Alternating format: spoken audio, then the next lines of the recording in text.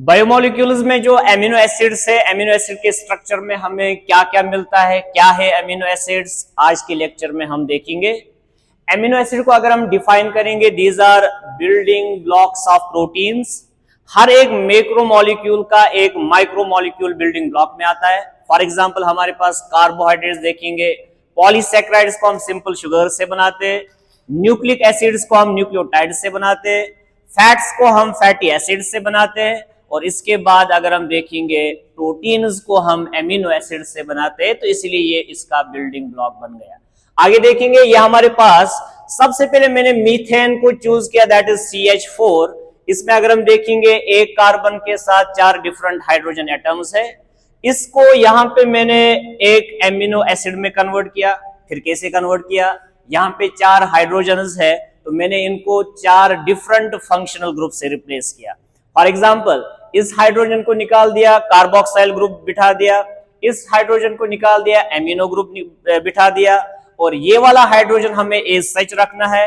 इसके बाद इस हाइड्रोजन को इधर हमने आर ग्रुप से इधर सब्स्टिट्यूट किया, क्योंकि आर ग्रुप इधर वेरिएबल ग्रुप है। तो एक अल्फा कार्बन, ये हमारा अल्फा कार्बन है इधर, इस अल्फा कार्बन को हमने 4 डिफरेंट ग्रुप से यहाँ पे सब्स्टिट्यूट किए।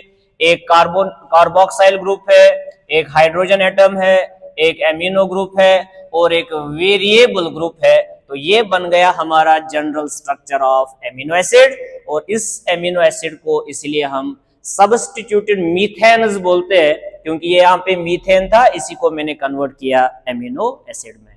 इसके बाद अगर हम देखेंगे, ये जो आर ग्रुप होता है वेरिएबल ग्रुप, इसको हम वेरिएबल क्यों बोलते हैं कि हम यहाँ पे कोई भी फंक्शनल ग्रुप चेंज कर सकते हैं, हमारा एमिनो एसिड ही चेंज हो जाता है। फिर ये कैसे होता है, अब आप इधर देखो, यहां पे मैंने 3 डिफरेंट एमिनो एसिड्स बनाए।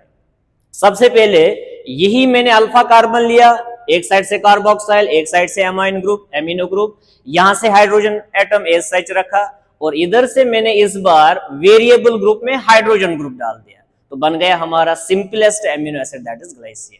दूसरे में देखो, अल्फा कार्बन में वही 2 ग्रुप्स, कार्बोक्साइल, एमिनो, और उसके बाद हाइड्रोजन ग्रुप भी सेम रहेगा। इसमें वेरिएबल ग्रुप में मैंने मिथाइल ग्रुप ऐड किया, तो बन गया second amino acid, that is alanine. तीसरे में देखो, सेम अल्फा कार्बन मैंने 3 डिफरेंट ग्रुप सेम रखे, carboxyl group, amino group, hydrogen atom, ये मैंने सेम रखा। वेरिएबल ग्रुप में मैंने हाइड्रोक्सी मिथाइल ग्रुप ऐड किया, दैट इज CH2OH। तो तीसरा एमिनो एसिड बन गया, दैट इज सेरीन। इस बेसिस पे अगर हम क्लासिफिकेशन ऑफ एमिनो एसिड